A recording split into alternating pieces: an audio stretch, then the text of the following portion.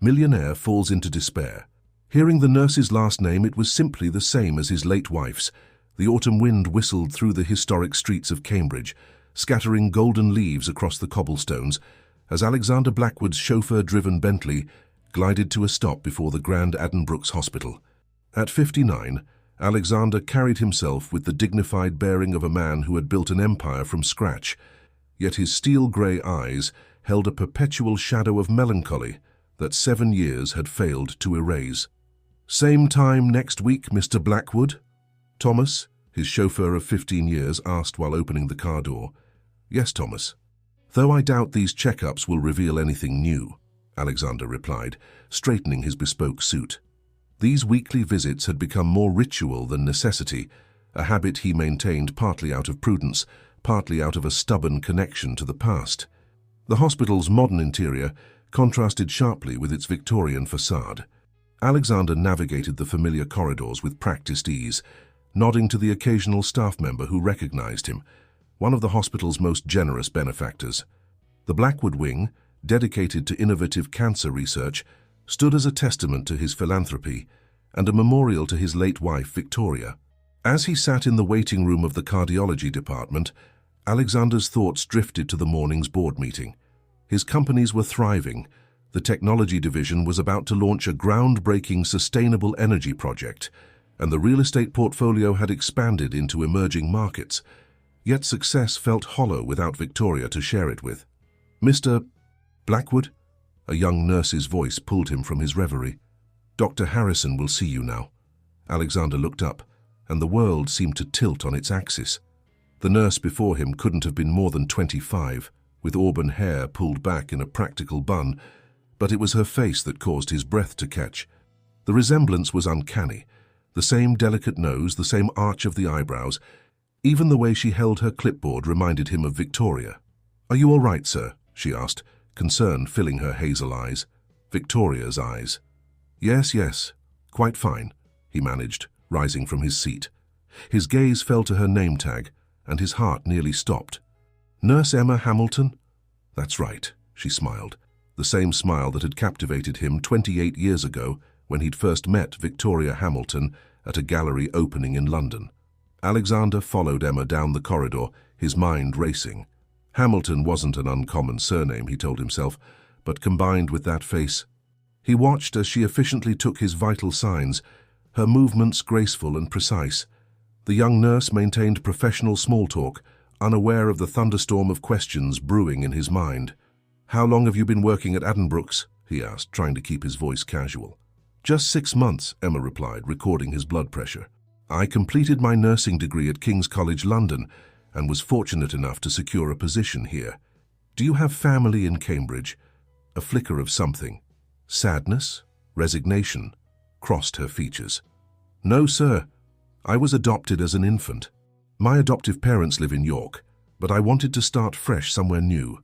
Each word seemed to confirm the impossible theory forming in Alexander's mind. Victoria had grown up in York before moving to London for university. The timing would fit. Victoria would have been 18 when Emma was born, the year before Alexander met her. Dr. Harrison's entrance interrupted his thoughts. The checkup proceeded as usual, but Alexander barely registered the doctor's familiar reassurances about his excellent health. His mind was already formulating a plan. If his suspicions were correct, if this wasn't just an extraordinary coincidence, he owed it to Victoria's memory to uncover the truth. As he left the consultation room, he caught a final glimpse of Nurse Hamilton at the nurse's station, her head bent over paperwork.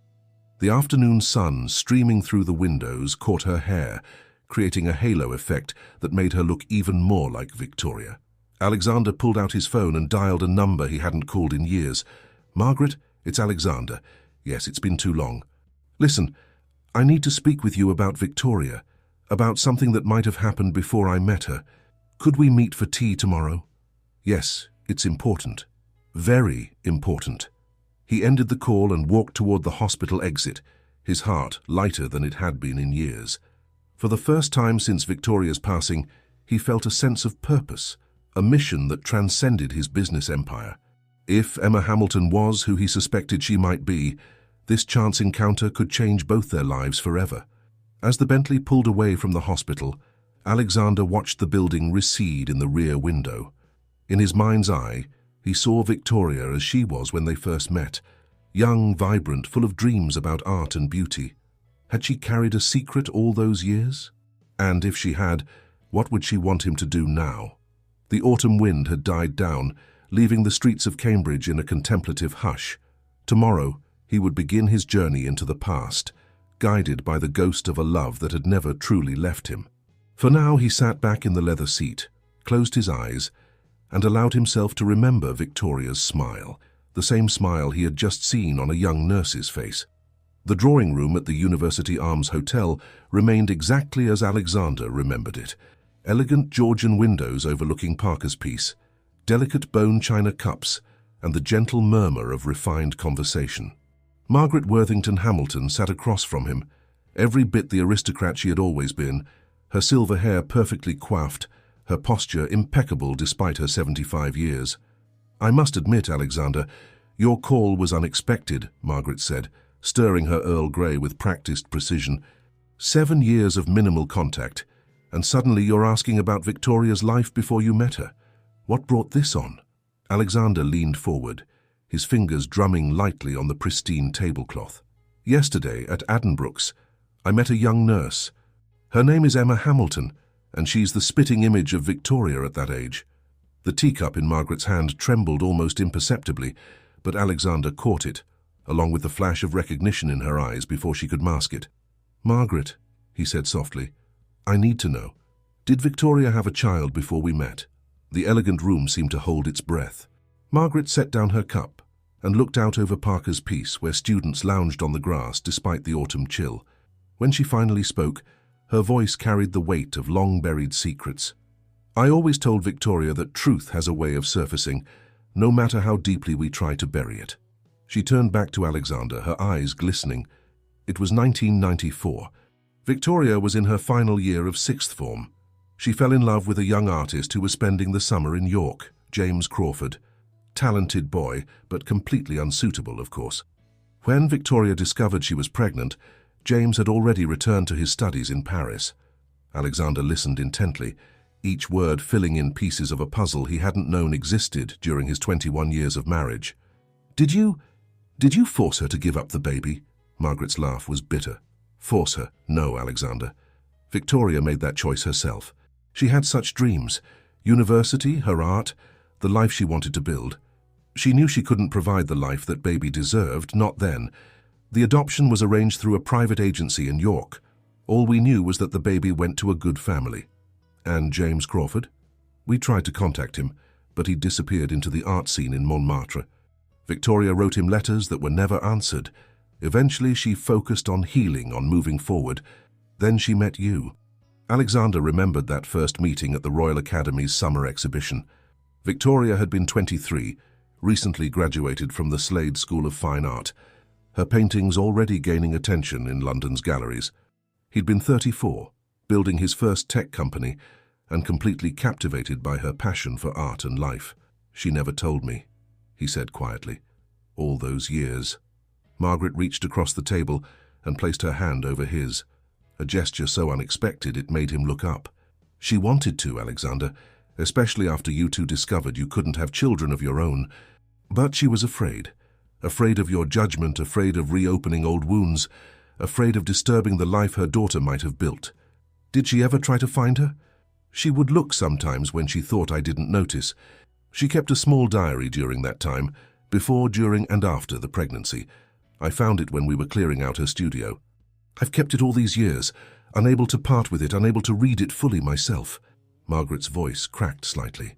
"Perhaps it's time it was passed on to someone who can do something with the truth it contains." Alexander felt a surge of emotion, grief for the pain Victoria had carried alone, wonder at this new connection to her, and determination to honor her memory by reaching out to the daughter she had never forgotten. "The diary, may I have it?" Margaret nodded, reaching into her elegant handbag and withdrawing a small leather-bound book, its pages yellowed with age. "I brought it, knowing you'd ask. Victoria would want you to have it now." "But Alexander," she gripped his hand tighter, "whatever you decide to do with this information, please be gentle.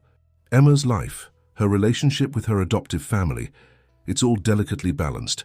Victoria would never have wanted to cause her pain. I understand, Alexander said, carefully taking the diary. Its weight in his hands felt both precious and dangerous, a bridge between past and present, between loss and possibility. As their tea grew cold, Margaret shared more details about that time. Victoria's determination to ensure her baby would have the best possible life, her focus on her art as a way of processing her grief, the letters she wrote to her unborn child but never sent. Each revelation helped Alexander understand his late wife even more deeply, adding new dimensions to the woman he had loved. When they finally parted, the autumn afternoon was fading into evening. Margaret hugged him, another first in their long acquaintance. Victoria would be proud of you for this, Alexander.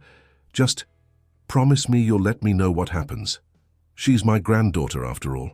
Alexander watched Margaret's taxi disappear into the Cambridge traffic, the diary secure in his coat pocket. Back in his study that evening, he would begin reading Victoria's most private thoughts, searching for the right way to approach Emma with the truth. But first, he needed to walk, to let the crisp autumn air clear his head and help him process everything he'd learned. As he strolled along the backs, watching punts glide past on the cam, Alexander realized that for the first time in 7 years, he felt truly close to Victoria. In trying to help her daughter, perhaps he could finally begin to heal himself. In his private study at Blackwood Manor, just outside Cambridge, Alexander sat in his leather armchair, Victoria's diary resting on his desk.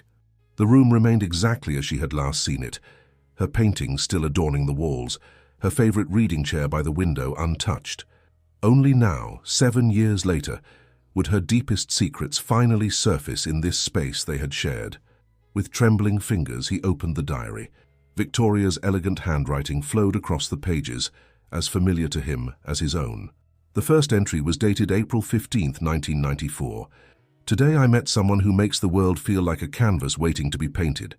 James Crawford, an artist from Paris, visiting York for the summer. He sees color the way I do, in everything, in everyone. When he sketches, the world holds its breath. Alexander read on, watching their love story unfold through Victoria's 18-year-old eyes. Her words painted James Crawford vividly, his passion for Impressionist art, his dreams of creating a modern art movement in Paris, his gentle way of encouraging her own artistic aspirations.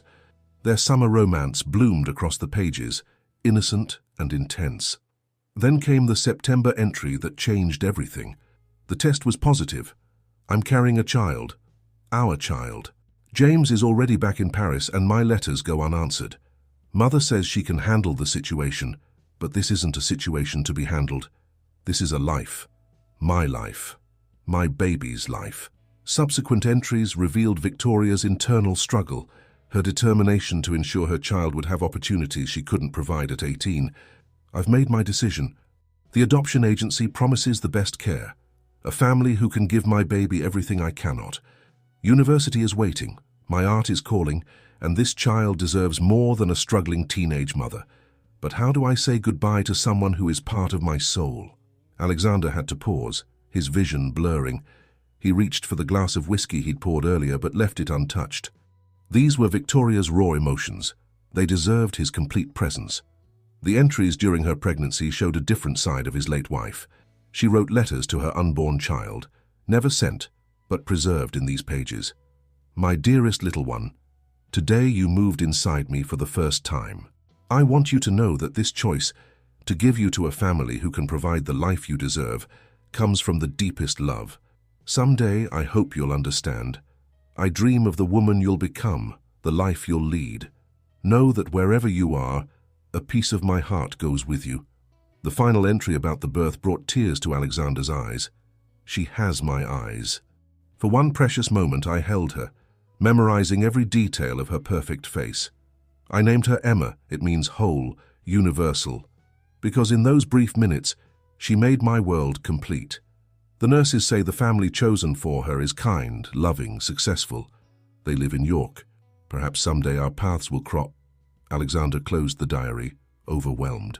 The city lights twinkled beyond his study window, and he could see his reflection in the glass. An older man, successful beyond measure, yet humbled by these revelations of young love, sacrifice, and hope. He turned to Victoria's self-portrait, hanging above the fireplace, painted in her final year, her eyes holding the same wisdom and gentle sadness he'd always sensed, but never fully understood. Now he knew she had carried this secret through their entire marriage, through her success as an artist, through their own struggles with infertility. "Oh, Victoria," he whispered to the painting, "why didn't you tell me? We could have searched for her together." His laptop chimed with an email notification. The preliminary background check he'd requested on Emma Hamilton had arrived. Alexander hesitated before opening it. The information confirmed what Margaret had shared. Emma was adopted in York. Her adoptive parents were Richard and Susan Hamilton, respected professionals. She'd graduated with honours from King's College London's nursing programme and had recently moved to Cambridge for a fresh start. Alexander began formulating a plan. He couldn't simply blurt out the truth during her next shift at the hospital. This revelation would change her life forever. It needed to be handled with care, with sensitivity, with respect for both Emma's current life and Victoria's memory. He opened his desk drawer and retrieved a small key, then walked to Victoria's private art studio, a room he'd kept locked since her passing. The time had come to reopen this space, to let it tell the story it needed to tell. Among Victoria's paintings were several she'd never exhibited, works she'd created during her pregnancy, emotions captured in colour and light. These pieces, Alexander realised, could help bridge the gap between past and present. As midnight approached, Alexander finally had his plan. He would organise a private exhibition of Victoria's never-before-seen works at the Cambridge Arts Centre, where he served on the board. He would find a way to ensure Emma attended, and there, surrounded by her mother's art, he would reveal the truth. He returned to his study and began writing, not emails about business deals or corporate strategies, but a letter to Emma Hamilton, one that would begin to unravel the threads of fate that had brought them together. The words flowed easily now, guided by Victoria's spirit and the weight of truth finally ready to be shared. Outside, the autumn wind whispered through the gardens Victoria had loved, carrying with it the promise of change, of healing, of new beginnings. In his mind, Alexander could almost hear her voice, encouraging him forward on this path that would honour both her memory and her greatest sacrifice. The Cambridge Arts Centre buzzed with activity as workers carefully hung Victoria Blackwood's never-before-seen paintings. Alexander stood in the centre of the main gallery, directing the placement of each piece with meticulous attention.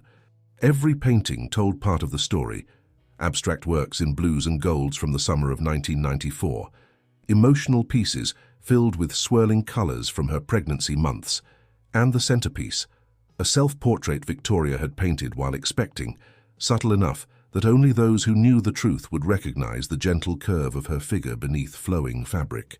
"The lighting needs to be softer on the self-portrait," Alexander instructed the gallery's technical director. Victoria always said art should reveal its secrets gradually. Claire Masters, the Arts Centre's curator and an old friend of Victoria's, approached with a stack of exhibition catalogues. "These just arrived from the printer. The introduction you wrote." "It's beautiful, Alexander. But are you sure about the title? Hidden Treasures, the Lost Works of Victoria Blackwood sounds rather mysterious." "That's exactly what I want," Alexander replied, taking one of the catalogues. "This exhibition needs to tell a story without revealing everything at once."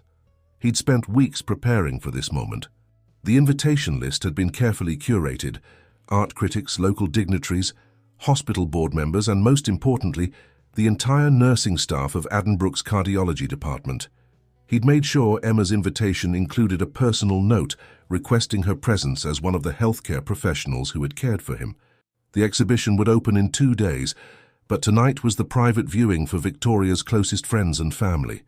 Margaret arrived early, elegant in black, her eyes wide as she took in the collection. "These are from that time, aren't they?" she whispered, standing before a particularly emotional piece titled "Farewell in Blue." "I never knew she painted during those months." "She kept everything so private." "She kept them all in her private studio," Alexander explained. "I think in her own way she was documenting her journey. Look at this one." He led Margaret to a small canvas that depicted a pair of hands cradling an invisible presence. The painting's title was simply Emma. Margaret's breath caught. She never forgot, not for a moment. She turned to Alexander. "Have you heard back about the invitation? Will she come?" Her RSVP arrived yesterday. She'll be here for the main opening. Alexander checked his watch. The private viewing guests will be arriving soon. Are you ready? The evening unfolded like a carefully orchestrated symphony. Old friends of Victoria's moved through the gallery, sharing memories, discovering new aspects of her artistic journey. Alexander played the perfect host, but his mind kept drifting to the upcoming public opening. Later that night, after the last guests had departed, Alexander remained in the gallery alone. He stood before Victoria's self-portrait, remembering how she would lose herself in her art, sometimes painting through the night when inspiration struck. Now, looking at these works with new understanding, he could see the emotions she'd poured onto each canvas: love, loss, hope, sacrifice. His phone buzzed with a message from Claire. Final confirmation from Addenbrooks. 15 staff members attending, including Nurse Hamilton. Alexander's heart raced. Everything was falling into place, but the weight of responsibility pressed heavily on his shoulders. How would Emma react to the truth? Would she see the love and sacrifice in these paintings as he did, or would the revelation overwhelm her? He thought back to his last conversation with her at the hospital. She'd been professional but kind, sharing a small joke about his perfect blood pressure. There was something in her laugh that reminded him so much of Victoria, the same musical quality, the same genuine warmth. Moving through the gallery, Alexander stopped at each painting, mentally rehearsing how he would guide Emma through the exhibition. The works were arranged chronologically, telling Victoria's story through color and form. Near the end of the sequence, he'd placed a small collection of Victoria's sketches, including several of a baby's hands and feet, drawn from memory in the weeks after giving up her child. The security guard's footsteps echoed through the gallery. "Sir, we'll be locking up in 5 minutes." Alexander nodded, taking one final look around the space. Tomorrow he would return with the exhibition's printed materials, carefully worded descriptions that hinted at the deeper story behind each piece. The truth would unfold gradually, giving Emma time to absorb each revelation. As he walked to his car, the autumn night crisp and clear, Alexander felt Victoria's presence more strongly than ever. The exhibition was more than a tribute to her art. It was a bridge between past and present, a way to honor both her talent and her sacrifice. Back at Blackwood Manor, he found himself in Victoria's studio again, sitting at her easel. The space still held her essence: half-used tubes of paint, brushes arranged by size, sketches pinned to the walls. On a high shelf, he noticed a small wooden box he'd never opened. Inside, he found a collection of tiny baby clothes, never used, and a single envelope addressed simply "To my daughter." Alexander carefully resealed the box. The time for its contents would come, but not yet. First, the exhibition would open, and Emma would begin her journey of discovery. As he prepared for bed, he felt a sense of peace he hadn't known in years. Whatever happened next, he was fulfilling Victoria's unspoken wish, to have her daughter know the depth of love that had inspired both her greatest sacrifice and her most powerful art. The opening night of the exhibition transformed the Cambridge Arts Centre into a glittering showcase. Crystal champagne flutes clinked, soft classical music floated through the air, and the city's elite mingled among Victoria's artwork. Alexander stood near the entrance, greeting guests while discreetly watching the door. His heart skipped a beat when he finally saw her. Emma Hamilton, looking decidedly nervous in a simple dark blue dress, clutching her exhibition invitation. "Nurse Hamilton," he called out, making his way through the crowd. "I'm so pleased you could make it." "Mr. Blackwood," she smiled, though he could sense her uncertainty. "I must admit I was surprised by the invitation. I'm not usually included in such elegant events." "Nonsense. Healthcare professionals have been especially important to me since Victoria's illness. Please, allow me to give you a personal tour of the exhibition. These works have never been shown to the public before." As they moved through the gallery, Alexander carefully guided Emma to each piece, watching her reactions. They paused before an abstract work dominated by swirling blues and golds, titled Summer Dreams 1994. "Victoria painted this during a transformative summer in York," Alexander explained, noting how Emma's eyes were drawn to the canvas. She was just 18 then, finding her voice as an artist. "It's strange," Emma said softly, "but something about it feels familiar. The way the colors move, it's like a memory I can't quite grasp." They continued through the exhibition, Alexander subtly directing their path toward the more personal pieces. Emma stopped abruptly before "Farewell in Blue," her hand rising to her throat. "The emotion in this one is overwhelming," she whispered. "It's like you can feel the artist's heart breaking." Alexander watched as Emma moved closer to the painting, her reflection visible in the protective glass. The resemblance to Victoria at that age was striking. The same way of tilting her head when deep in thought, the same sensitive appreciation for art. "Victoria painted this during a particularly difficult time in her life," he said carefully. "She had to make a choice that would affect not just her future, but someone else's as well." Emma turned to him, her eyes questioning. "Mr. Blackwood, why do I feel like you're trying to tell me something? Ever since that day at the hospital, you've been different." Alexander took a deep breath. They had reached the exhibition's centerpiece, Victoria's self-portrait. In it, she stood before an easel, her face turned slightly away, but her reflection visible in a mirror behind her. The subtle curve of her pregnancy was masterfully incorporated into the flowing lines of her dress. "Look closely at the date of this painting," Alexander said quietly. Emma leaned forward to read the small plaque. "April 1994. Her voice trailed off as she studied the image more carefully. Something in her expression changed. Recognition, uncertainty, confusion. "That was the year I was born," she said slowly, her eyes moving between the painting and Alexander. "And this artist, Victoria Hamilton Blackwood, she has my birth surname." Alexander gently led her to a nearby bench, away from the crowded gallery floor. From his jacket pocket, he withdrew a small photograph. Victoria, at 18, standing in front of York Minster, her smile radiant. Emma's hands trembled as she took the photograph. The resemblance was undeniable now. The same features, the same smile, the same artistic sensitivity that had drawn Alexander's attention to Emma in the first place. "She was your mother, Emma," Alexander said softly. "She was 18, in love with a young artist from Paris.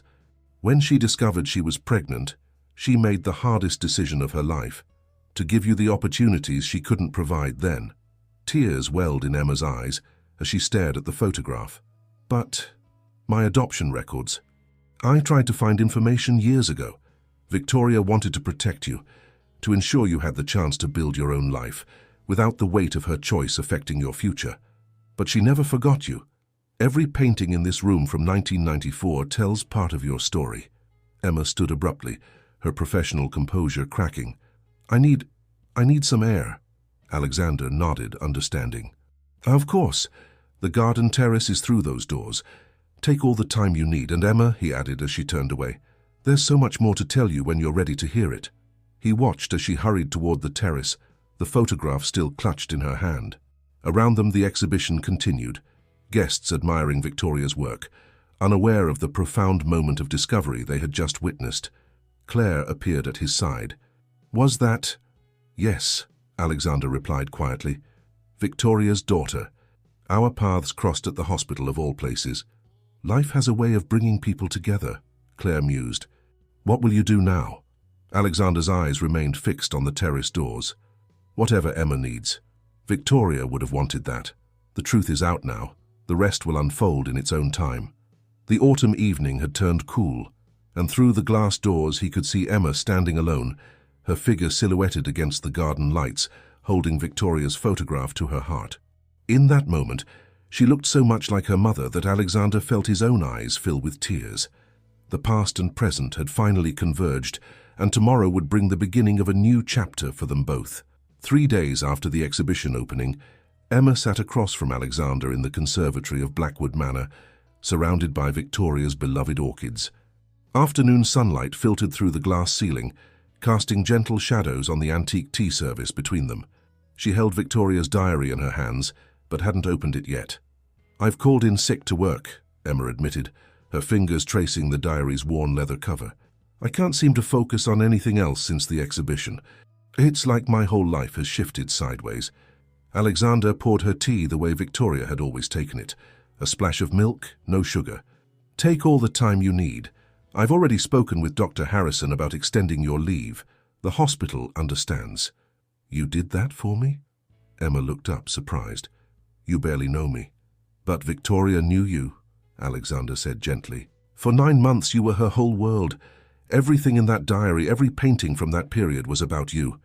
Emma finally opened the diary, her hands trembling slightly. I've always wondered. My adoptive parents are wonderful, but there was always this emptiness, this question of where I came from. Was she... She hesitated. Was she happy?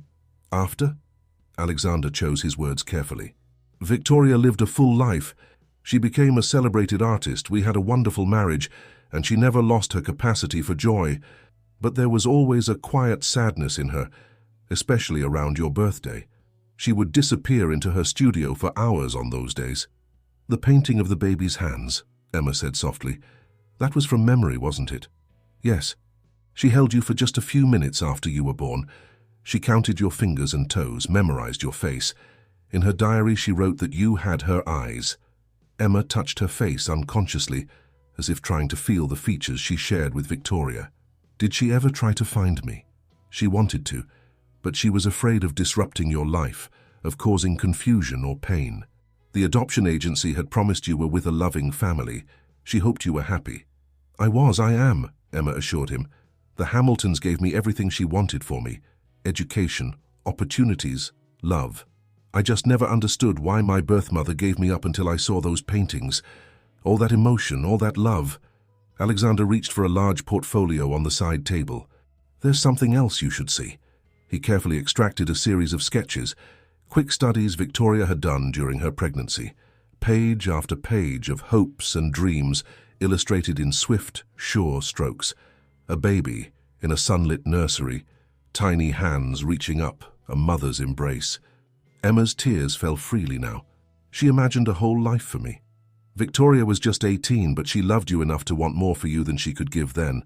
She was determined you would have every advantage, every opportunity.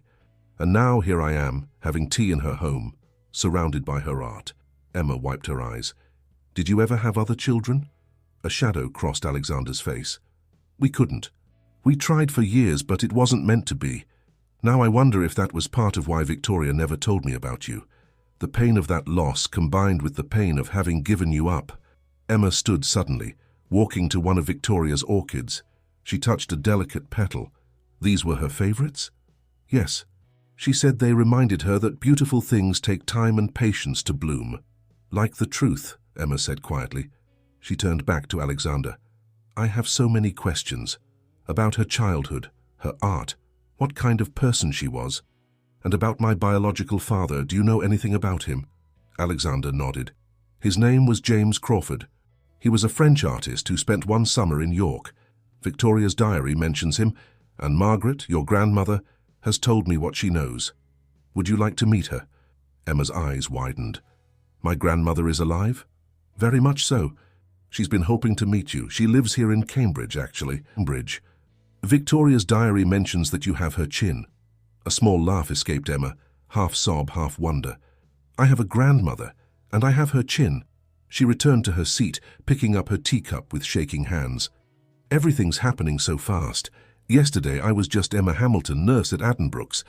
Now I'm discovering this whole other identity, this whole other family. We can take it as slowly as you need, Alexander assured her. Victoria's story, your story, has waited 25 years to be told. There's no rush now. Emma nodded, then asked hesitantly, would you tell me about how you met her? What she was like when you first knew her? Alexander smiled, memories washing over him. It was at the Royal Academy's summer exhibition. She had this incredible painting of a storm over the Yorkshire coast. I was completely captivated, both by the art and by the artist. She had this way of seeing beauty in everything.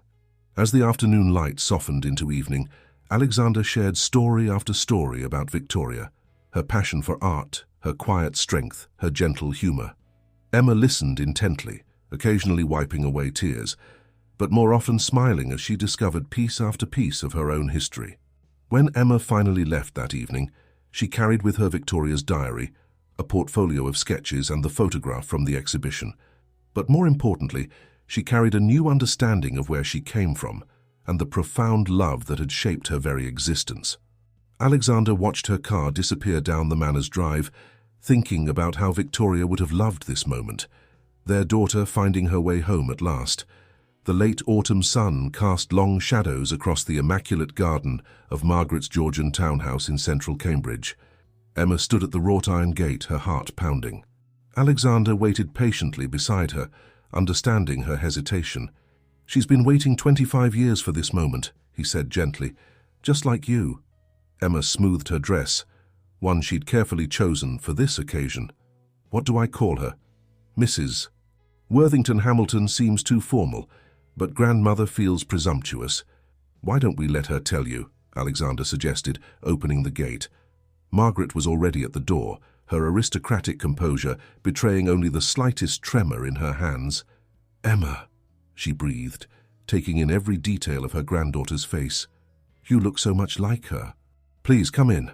The drawing room was a testament to old-world elegance, but Emma's attention was immediately drawn to the family photographs arranged on the mantelpiece. There, among them, was a photo of Victoria as a child, wearing the same dance recital costume that Emma had worn at that age. "Ballet," Margaret said, following Emma's gaze. "Victoria loved it, though she was terrible at first. All legs and determination, did you—" "Yes," Emma whispered, "from ages 6 to 12. My adoptive mother has almost the exact same photo of me." "Some things run in the blood," Margaret smiled, gesturing for them to sit. "Would you like to see more photographs?" For the next hour, Margaret shared album after album. Victoria at school, Victoria painting in the garden, Victoria at her graduation.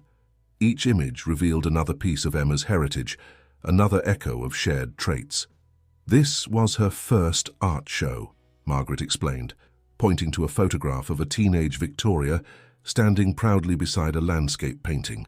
She was 16. The local gallery owner said he'd never seen such talent in someone so young. "I used to draw," Emma admitted. "I still do sometimes when I'm stressed. Just sketches, nothing serious."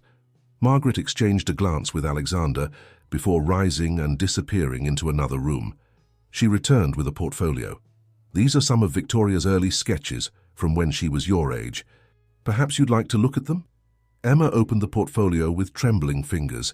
The sketches inside showed a developing style remarkably similar to her own private drawings, the same way of capturing light and shadow, the same attention to small details.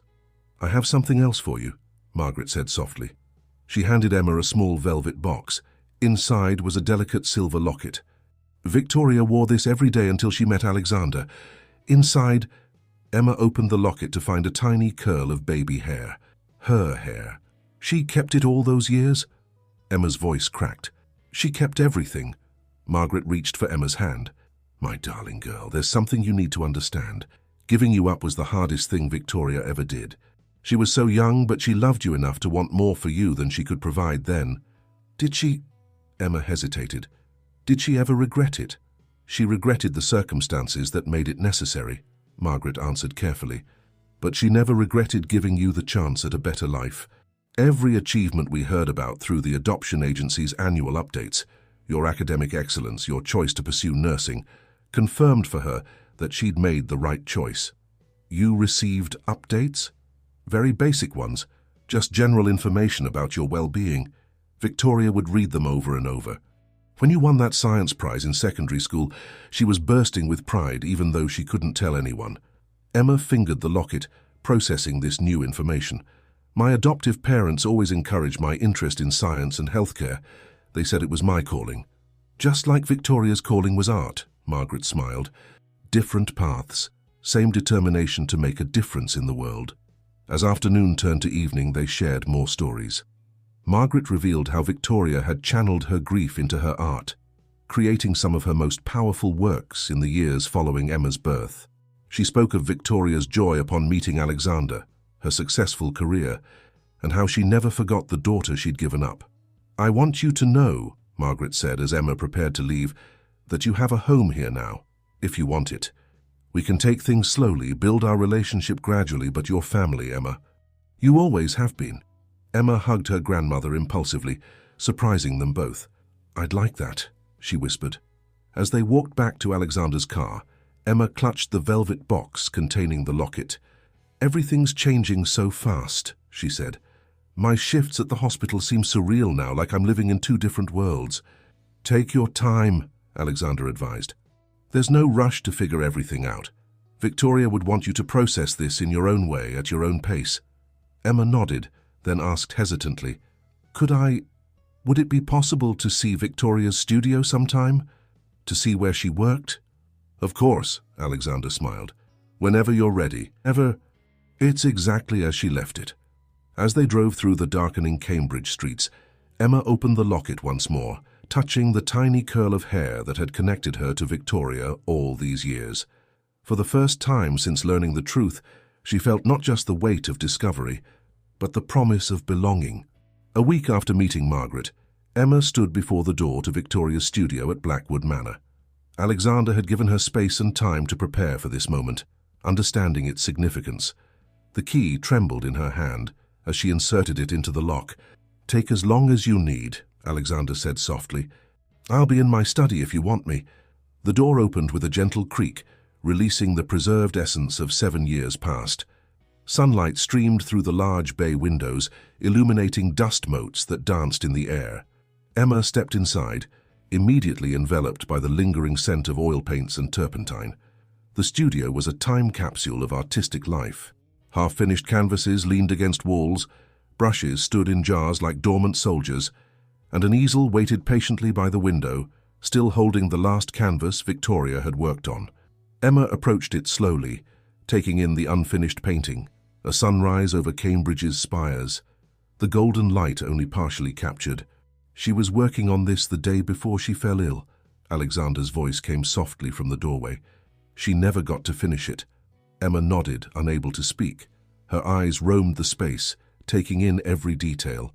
A worn leather armchair sat in one corner, a sketchbook still balanced on its arm. A collection of orchids, now tended by the manor's gardener, bloomed on the windowsill. And everywhere there were traces of Victoria's life, postcards from galleries pinned to a corkboard, old tubes of paint squeezed and rolled with careful precision, photographs taped to the edges of mirrors. Moving deeper into the studio, Emma discovered Victoria's personal space.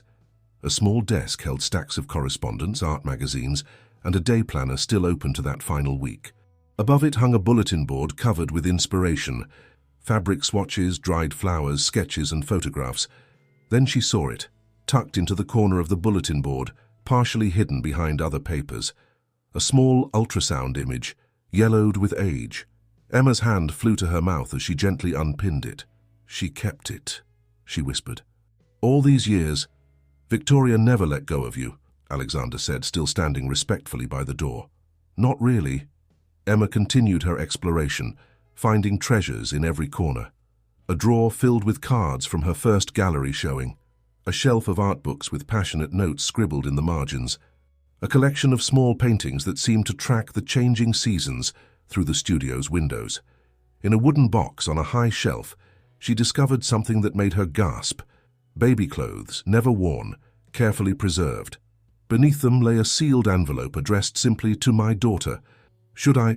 She looked questioningly at Alexander. He nodded. "It's yours." Kat always has been. With trembling fingers, Emma opened the envelope and unfolded the letter within.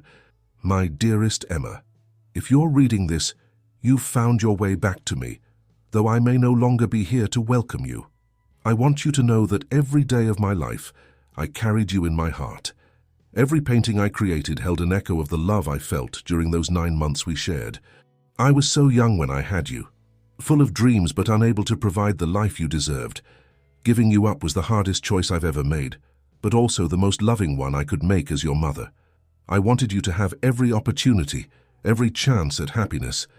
In this studio, I've painted my dreams, my fears, my joys, but my greatest masterpiece was you. The beautiful life I knew you would build, the woman you would become. I hope you can understand and forgive the choice I made. Know that you were wanted, you were loved, and you were never forgotten. All my love, your mother, Victoria." Emma sank into the leather armchair, tears flowing freely now. The letter trembled in her hands as she read it again and again. Around her, the studio seemed to pulse with Victoria's presence, in the dried paint on the palette, in the half-finished sketches, in the very air she breathed. She found herself moving to the easel, picking up a brush. It felt right in her hand, like a connection across time. Without thinking, she began to add strokes to the unfinished sunrise, her hand guided by some inherited instinct. Alexander watched from the doorway, amazed at how Emma's movements mirrored Victoria's. The same tilt of the head when considering a color, the same gentle way of holding the brush. In that moment, the gulf of 25 years seemed to vanish, and mother and daughter were united in art. "She would have loved this," he said quietly. "Seeing you here, completing her work." Emma stepped back from the canvas, surprised by her own actions. "I've never painted before, not really, but somehow it's in your blood," Alexander smiled. "Just like your compassion led you to nursing, Victoria's artistic spirit lives in you too." As the afternoon light began to fade, Emma carefully replaced the letter in its envelope, but kept it close. She had found more than memories in this studio. She had found a piece of herself she never knew was missing.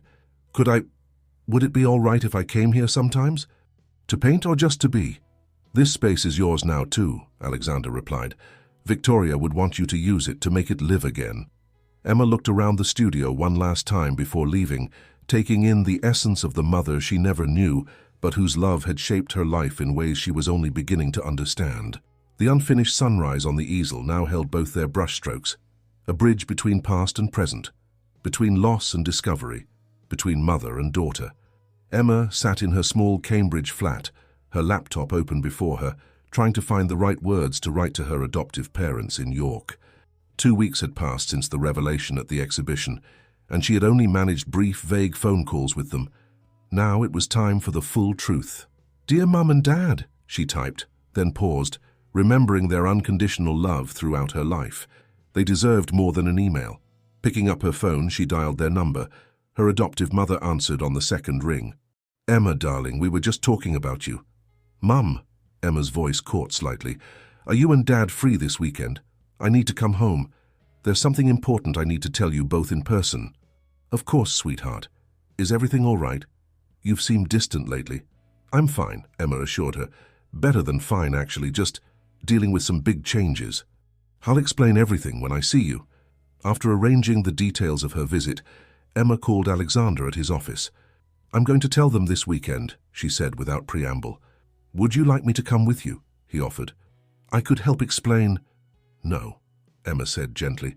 "This is something I need to do myself, but thank you for everything."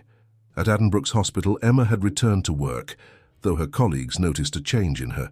The usual, efficiently friendly nurse Hamilton now seemed distracted, lost in thought between patients. "Everything okay?" Sarah, her closest friend on staff, asked during their break. "You've been different since that art exhibition." Emma stirred her coffee, considering how much to share. "I found out something about my birth mother," she said finally. "She was Victoria Blackwood." Sarah's eyes widened. "The artist? Alexander Blackwood's wife? But that means—" "Yes, he's technically my stepfather, and the exhibition. Those were paintings from when she was pregnant with me." "Oh my God, Em," Sarah grabbed her hand. "That's incredible. Is that why he always requested you for his checkups?" "No, actually.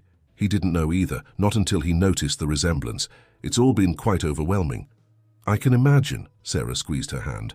"But it explains so much. Your artistic side, your sensitivity with patients. It's like you inherited her gift for understanding people, just in a different way." Later that afternoon, Emma found herself in Victoria's studio again.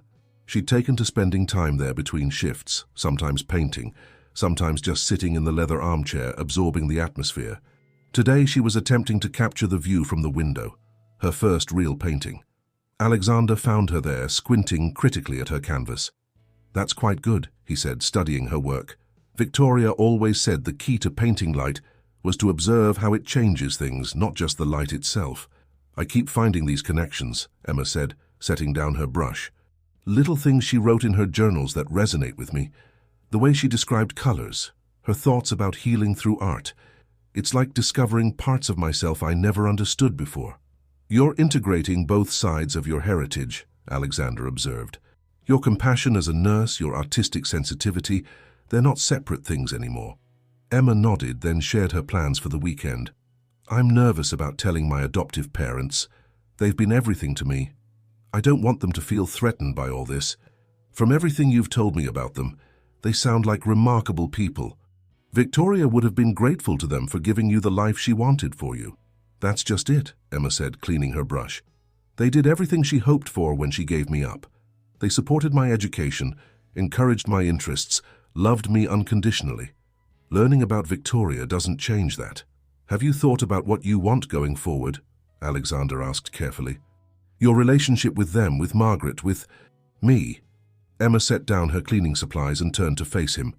I want it all, she said simply. My parents in York will always be Mum and Dad, but I want to know my heritage too. Margaret's already feeling like a grandmother and you... She hesitated. You're my connection to Victoria. More than that, you've become important to me in your own right. Alexander felt tears prick his eyes. You know, in all the years Victoria and I tried to have children, I never imagined I'd become a father this way. But if you'll allow me to be part of your life, I'd like that, Emma smiled. Although we might need to find a different title than stepfather, it feels a bit formal for something so unique. Their conversation was interrupted by Emma's phone, a text from Sarah about a change in the next day's schedule. The ordinary reminder of her regular life felt almost jarring in the artistic sanctuary of the studio. That's another thing, Emma said, responding to the message. I love nursing, but being here painting, it awakens something in me. I don't want to give up either world. You don't have to, Alexander assured her. Victoria always believed that art and healing were connected. Perhaps you can find a way to bring them together. Emma looked thoughtfully at her painting, then around the studio that was gradually becoming her space too. Maybe there's a way to use art therapy with patients. The hospital has been talking about expanding their rehabilitation programs.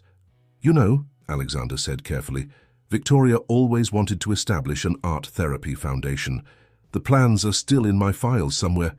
Their eyes met, understanding passing between them. Here was a way to honor Victoria's memory while building something new, a bridge between Emma's two worlds, between her past and her future. As evening fell, Emma packed up her art supplies, preparing to head back to her flat.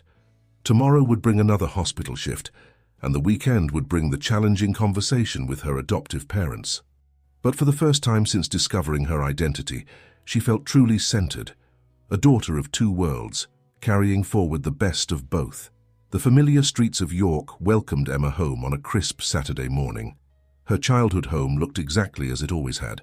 The blue door her father repainted every spring, her mother's carefully tended roses still blooming despite the autumn chill. Through the kitchen window, she could see her mother preparing tea, just as she had done every Saturday morning of Emma's life. Emma sat in her car for a moment, gathering her courage. In her bag were Victoria's diary, some photographs, and the letter from the studio. She touched the locket around her neck, her birth mother's gift that now felt like a talisman of strength. Before she could reach for the door handle, her mother appeared on the doorstep. Susan Hamilton had always had a sixth sense when it came to her daughter. Emma, darling, we've been watching for you. Richard Hamilton appeared behind his wife, his kind face creased with concern. They both enveloped Emma in a warm embrace that nearly broke her composure then and there. Come in, love, Susan said, leading her inside. I've made your favorite, lemon drizzle cake. The kitchen was warm and fragrant with baking, unchanged from Emma's childhood. Her school artwork still hung on the walls, science fair ribbons still proudly displayed on the bulletin board.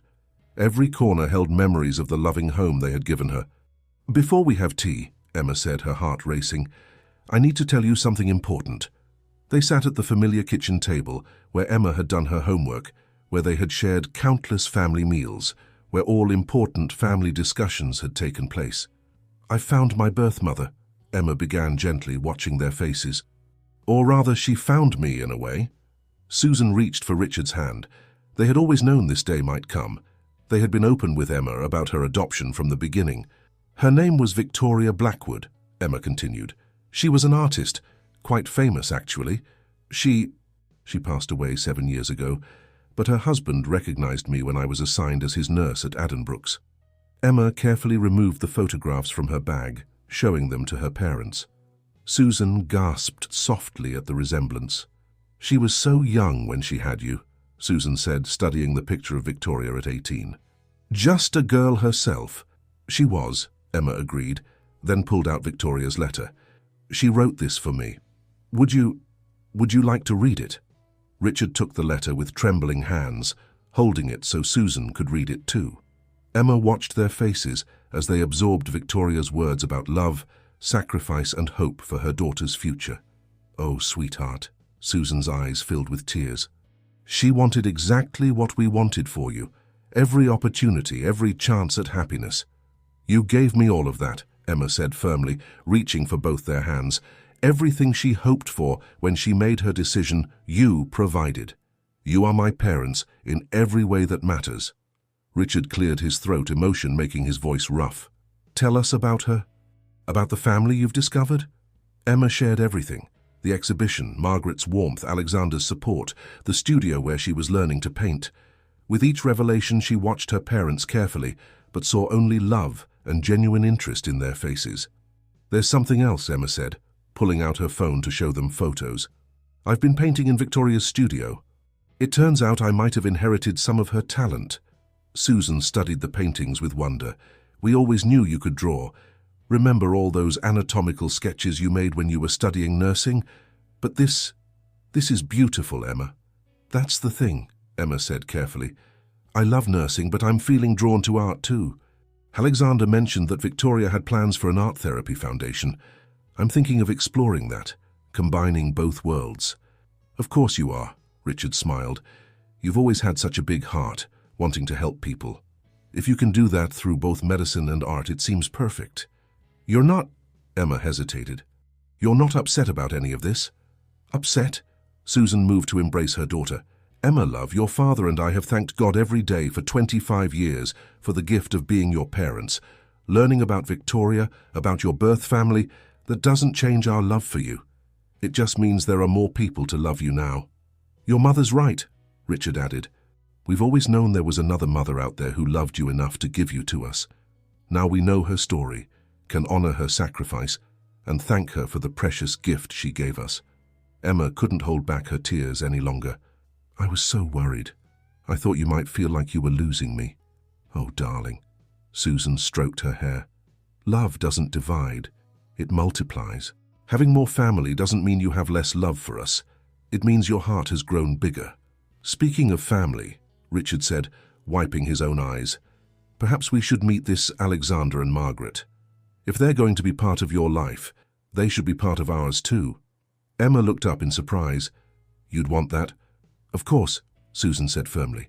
"We're all connected through you, through love for you.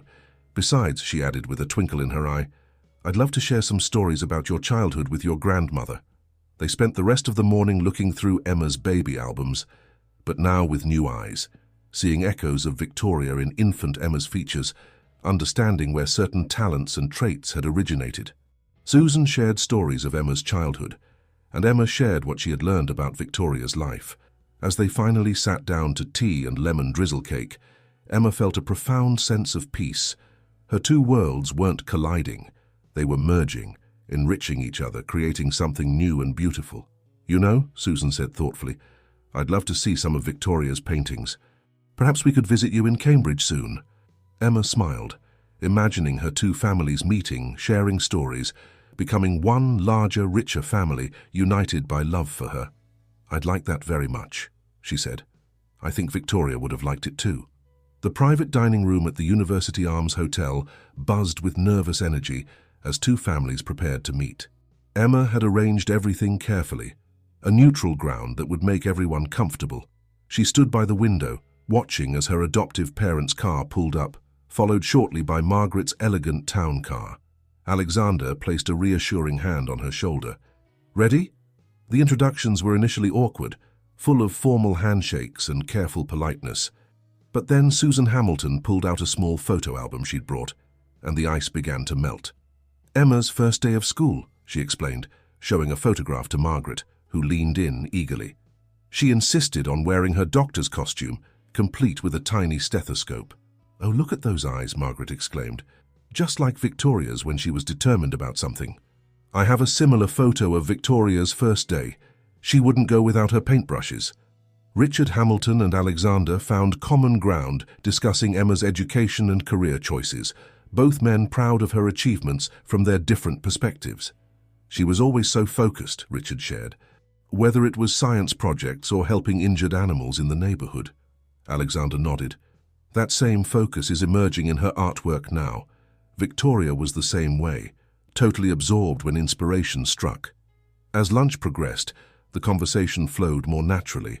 Susan and Margaret discovered they shared a passion for gardening, while Richard and Alexander bonded over their mutual love of classical music. Emma watched them all, her heart full, as her two worlds began to harmonize. During dessert, she decided it was time to share her idea. "I've been thinking about something," she began, drawing everyone's attention, about ways to honor Victoria's memory while building something new. She pulled out a folder containing preliminary plans she'd drafted. "The hospital's rehabilitation wing needs expanding. I've been researching art therapy programs, and there's strong evidence supporting their effectiveness in recovery and healing." Alexander's eyes lit up with understanding. "Victoria's foundation plan?" "Yes," Emma nodded, "but with a twist.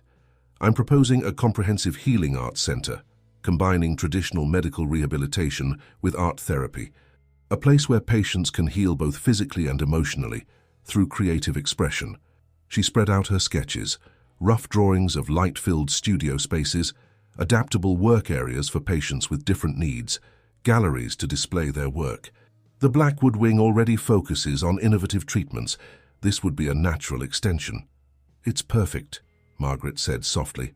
"Victoria always believed in art's power to heal." Susan leaned forward, examining the plans. "You've certainly inherited both your mother's gifts, Victoria's artistic vision, and my practical nursing experience." "That's exactly what I want to combine," Emma explained eagerly. "Modern medical practices with creative healing approaches. Alexander, I know Victoria left plans for an art foundation. Could we adapt those to include this?" "Of course," Alexander replied. "The foundation structure is already in place. It just needs a clear purpose. This could be it." Richard studied the financial projections Emma had included. "You've done your homework, love, but running something like this, and it's a big undertaking." "I know," Emma acknowledged. "I'd need to take some additional training in art therapy, and there's a lot to organize, but I've been thinking, what if we started small? A pilot program in the existing rehabilitation wing.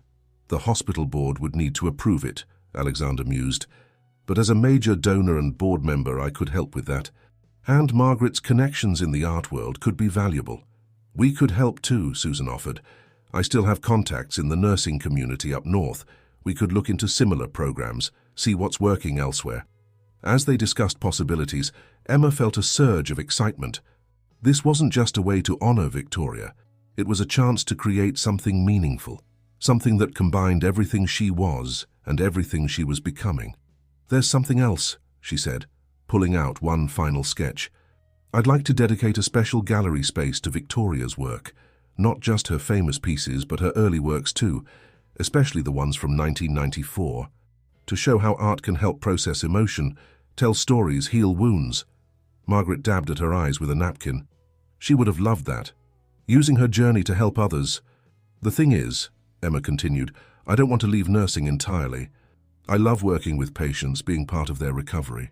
This way I could do both, oversee the program while maintaining some clinical hours." Alexander nodded approvingly. "A perfect blend of both your passions.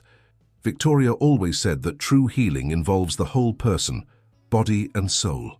As the afternoon wore on, the two families continued to bond, united by their shared love for Emma and their enthusiasm for her vision. Plans were made for future visits. Photos were exchanged and stories were shared. The formal atmosphere had completely dissolved, replaced by genuine warmth and connection. Later, walking through Cambridge's historic streets with both sets of parents and her grandmother, Emma felt a profound sense of rightness. Ahead of them lay challenges, approvals to secure, programs to design, skills to learn. But she had something precious supporting her. Two families united, 4 parents' worth of wisdom and love, and the spiritual guidance of the mother who had given her life. "You know," Susan said, linking arms with her daughter, "I think this is exactly what Victoria hoped for when she made her choice all those years ago. Not just opportunities for you, but the chance to become exactly who you were meant to be." Emma touched the locket at her neck, feeling the weight of past and present, of love given and love returned. In her mind's eye, she could see the Healing Arts Centre taking shape, a place where Victoria's artistic legacy and her own medical calling would combine to help others find their path to healing. The autumn sun cast long shadows across the college buildings, but Emma's path forward felt brilliantly lit. She had found not just her history but her future, and it was more beautiful than she could have imagined. 1 year later, the Victoria Blackwood Centre for Healing Arts stood ready for its grand opening. The morning sun streamed through the vast windows, illuminating the space that Emma had dreamed into reality. The rehabilitation wing of Addenbrooke's Hospital had been transformed into something extraordinary, a perfect blend of medical facility and artist's sanctuary. Emma stood in the central gallery, making final adjustments to the exhibition that would help launch the centre. Victoria's paintings lined the walls chronologically, from her earliest works through to her final pieces. At the heart of the exhibition was a special collection, the paintings from 1994, telling the story of love, sacrifice, and hope that had brought them all to this moment. "Everything's perfect," Alexander said, joining her. "Victoria would be proud. Not just of the centre," Margaret added, approaching with Emma's parents, "of you, my dear. You've created something remarkable here." The past year had been intense but fulfilling. Emma had completed her art therapy certification while helping design the centre's programs. She'd spent countless hours in Victoria's studio, developing her own artistic voice while staying connected to her mother's spirit. The two families had grown closer, creating new traditions and shared memories. The centre itself was a testament to both sides of Emma's heritage. The medical wing featured state-of-the-art rehabilitation equipment alongside adaptable art stations. The therapy rooms were designed to be both practical and inspiring, with large windows offering views of the healing garden Susan had helped design. "The first patients arrive tomorrow," Emma said, straightening her navy dress, chosen to match the one Victoria wore in the portrait hanging nearby. "Dr. Harrison's already referred several rehabilitation cases. And the art therapy program is fully booked," Richard added proudly. Word spread through the medical community. The sound of arriving guests drew them to the entrance. The opening ceremony would bring together hospital staff, board members, local artists, and most importantly, future patients and their families. Sarah, who had become the centre's head nurse, was already greeting people. "Ready for your speech?" Alexander asked gently. Emma nodded, touching the locket she always wore. Inside now was not just the curl of baby hair, but a tiny painting she'd created in Victoria's studio, her first complete work, a miniature sunrise over Cambridge. As the gallery filled with guests, Emma moved to the podium.